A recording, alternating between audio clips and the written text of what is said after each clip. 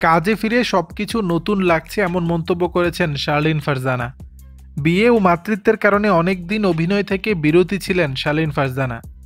এরপর স্বামী, সংসার ও সন্তান এই ৩ শতে নিজেকে আবদ্ধ রেখেছিলেন তিনি। এরপর অভিনয়ে ফিরতে চাইলেও ওজন বেড়ে যাওয়ার কারণে তা সম্ভব হয়নি। কাজে ফেরার আগ্রহ থেকে শুরু করেন ডায়েট এবং ওজন ঝরিয়ে আবারও ফিরেন অভিনয়ে। গত ঈদে তাকে দেখা গেছে গোলাম মামুন ওয়েব সিরিজে, যেখানে তার উপস্থিতি ও অভিনয় দুই মুগ্ধ করে দর্শককে। এরপর বেশ কিছু কাজের প্রস্তাব এলেও মন মতো না হওয়ায় তা ফিরিয়ে দেন।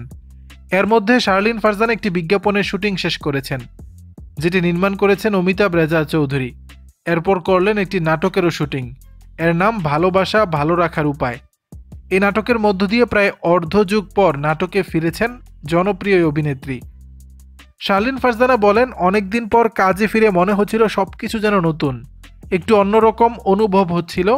বাসায় তো এখন বেশিরভাগ সময় অবসরেই কাটাই, সেদিক থেকে কিছুটা অলস হয়ে গেছি বলে মনে হয়।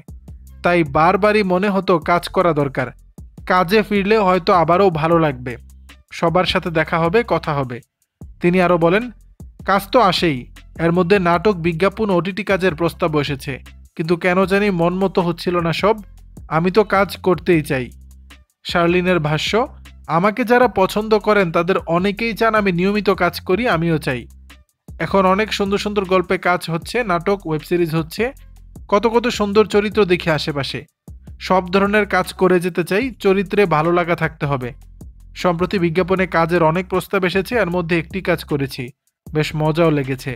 সব মাধ্যমে কাজের আগ্রহ রয়েছে আমার, ভালো কিছু হলে আমি তার সঙ্গে যুক্ত থাকব। দর্শক, বিষয়টি নিয়ে আপনাদের মতামত জানাবেন নিচের কমেন্ট বক্সে।